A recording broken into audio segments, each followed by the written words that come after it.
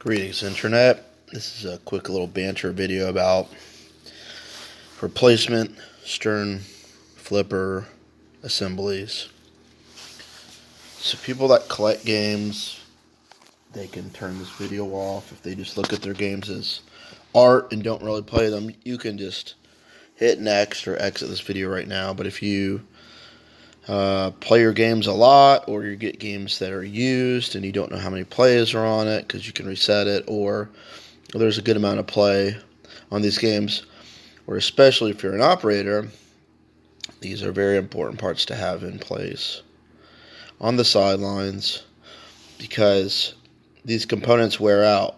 This linkage, the tip of this linkage hits the coil stop. This mushrooms out. This falls apart is mushrooms at the inside of the coil stop, and on OEM new spike tubes, this little rivet just comes loose, and sometimes the post inside falls off. This linkage at the tip of this linkage that goes inside of here, it mushrooms. So what can you do? I mean, you can Dremel it, but then you can never Dremel it smooth as the original piece. Basically, it's worn out. This, I'll pull this part out. I'll go on this one. So as you flip,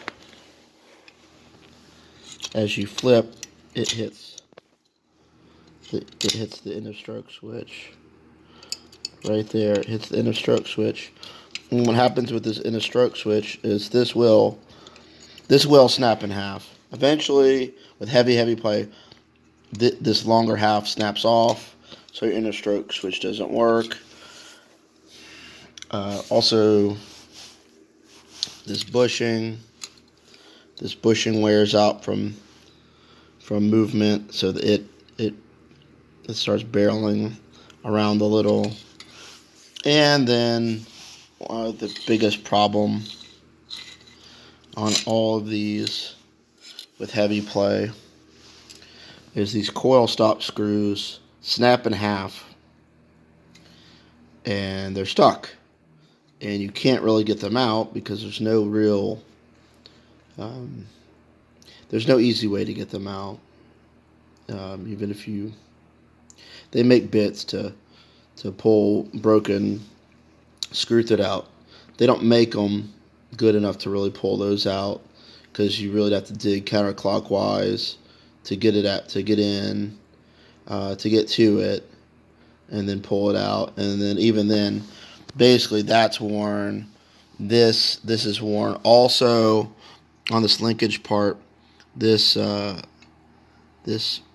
piece of metal wears out this plastic piece, so that wears out. So that's what, 1, 2, 3, 4, 5, 6 components that wear out on this. And so if you've gotten this far through the video, that means you give a damn. My recommendation is that you have a spare set of these for each game. It's worth every penny. If you're actually watching this video this far, like, share, and subscribe already if you haven't. Keep these in stock. I have a customer I'm going to do one of these for, and it's both of these snapped off. And you could do some funny stuff. If one of the bolts go out, you can do some funny stuff, like putting an L bracket in the wood and to keep it in place. You could do some really creative stuff.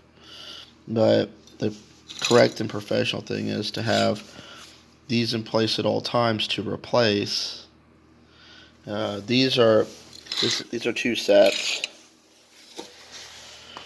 for stern lower flippers, and here's another set, and there isn't much difference at all. The coils are different. I haven't looked over these much, but this should be the same full flipper assembly components. The difference is the coil power on each of these is different. And again, this is, yeah, it gets annoying, but so you can read it on this. Then on this one, you can't really read it. It's underneath. I wish that when they I mean, you can rotate it, but sometimes it won't rotate. So, by my previous video, like I said, I wish when all these companies shipped these, they would package them and write the full assembly part number. Because I had to unpackage all of these, and I'm gonna take one of these to a customer and have these ready for later for other games, and have these ready for another game for later. It's always good to have spares. It's never fun and adventuresome and interesting and worthwhile to have to order something overnight or priority shipping when you could just have the part in stock and go there the next day when you can, or the next logical duration. I never really talk about the right time to do service calls on location, but it's not worth it to do the work with people at night or with people around and opening the playfield. I have done it many times.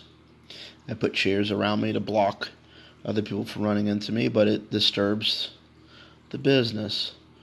Having a game off for an hour or two, or half a day or a day, it's not life altering.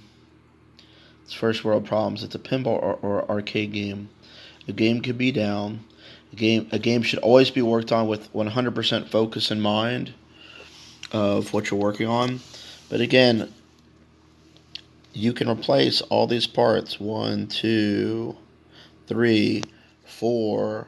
The washer inside. 5, 6, 7, 8, 9, 10. You can replace all 10 parts of this, or you can just get the whole assembly. Again, I always replace the coil stops on sterns. I usually wait about 1,000 or 2,000 plays then to do it. I've tried other nuts here.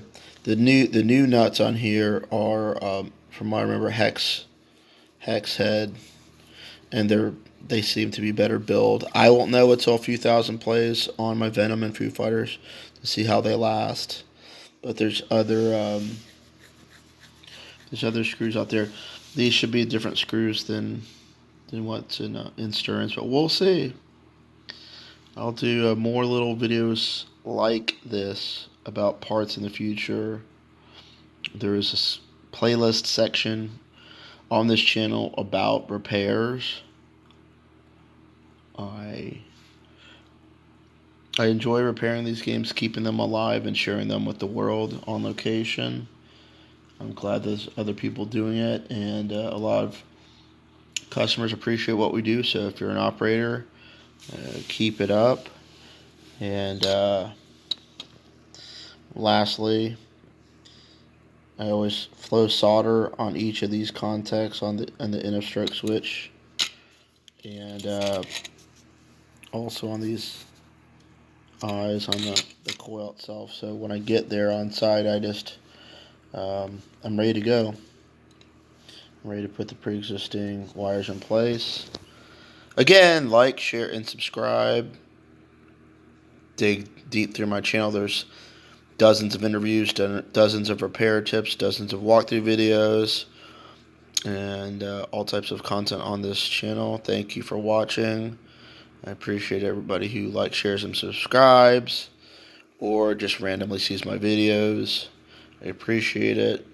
Have a nice day.